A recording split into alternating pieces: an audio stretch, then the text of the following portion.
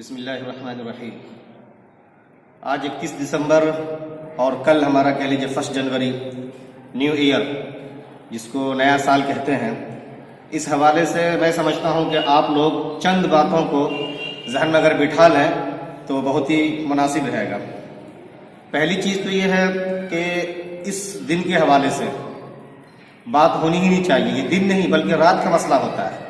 آخر کیا وجہ ہے کہ رات کو جب سبھی نوجوان جاگے رہتے ہیں 11:59 تک بالکل خاموش ہے، سائلنٹ ہے، کچھ نہیں، ہاں تیاری رہتی ہے ہلڑ بازی کرنے کی، اور جو ہی 12 بجا اس 1 منٹ کے بعد شراب چھلکاتے ہیں، رقص و شروع میں چلے جاتے ہیں، اور بھی نہ جانے کس کس طریقے کی ہلڑ بازیاں جو کہہ سکتے ہیں، یعنی اربوں روپے کا تو صرف لیکر اور شراب الکوہل پہ لوگ خرچ کر دیتے ہیں۔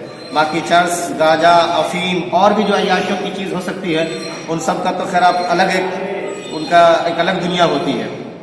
تو اندازہ لگائیے کہ اس 1 منٹ میں آخر کیا ہو جاتا ہے کہ انسان کے جامع سے باہر ہو کے کچھ اور بن جاتا ہے۔ یہ خود سوچنے کی چیز ہے۔ یہ دن کا مسئلہ نہیں، رات کا مسئلہ ہوتا ہے۔ اور رات کے حوالے سے ہم ایز اے مسلم کیا کر سکتے ہیں، کیا کرنا چاہیے، اللہ کے رسول صلی اللہ علیہ وسلم نے ہمیں کیا کہا ہے۔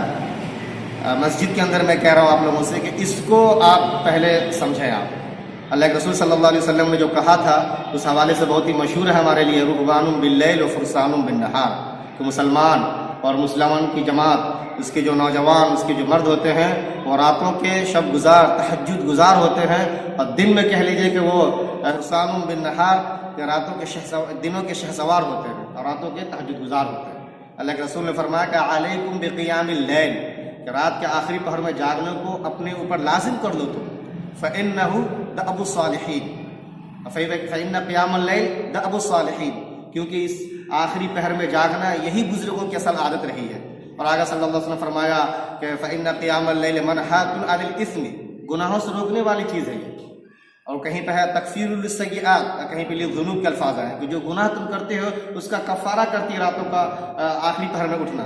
اور یہ بھی ہے مطردۃ للداء عن الجسد، اور جسمانی بیماری کو بھی روکنے والی چیز ہے یہ۔ تو آخری پہر میں ہم جاگیں اس نیت سے، نہ کہ اس ہلڑ بازی کے لیے۔ ایک تو یہ۔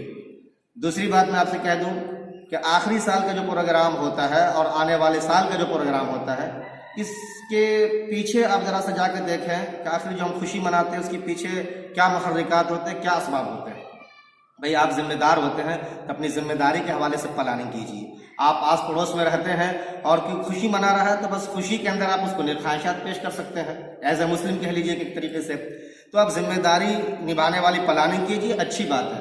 نیک خواہشات پیش کر دیجیے کسی خوشی میں، یہ اچھی بات ہے۔ اور میں اپنی بات ختم کر دوں اس کے اوپر کہ نیک فعال بھی بنیے آپ، کہ آج کی رات کو اگر زیادہ ہی کچھ کرنا ہے تو قرآن میں والمنفقین والمستغفرین بالاسحار، تو صبح کو اٹھ کو اللہ کو یاد کرنے والے بنیے اور اسی کے ساتھ خرچ کرنے والے بنیے۔ یہ کروڑوں روپے جو آپ ادھر ادھر اور اربوں روپے کا جو ضائع ہوتا ہے، میں سبھی دیش واسیوں سے کہنا چاہوں گا اس پیسے کو آپ اچھی جگہ لگائیں۔ بہت سے بچے اسکول جانے سے محروم رہ جاتے ہیں، ان کی اسکول کے فیس ادا کر دیں، کتابوں پہ آپ خرچ کر دیں، اور بھی دیگر چیزیں ہوتی ہیں نیسیسریز، ان کے اوپر آپ لگا سکتے ہیں۔ تو یہ کریں اگر آپ کرنا چاہتے ہیں تو۔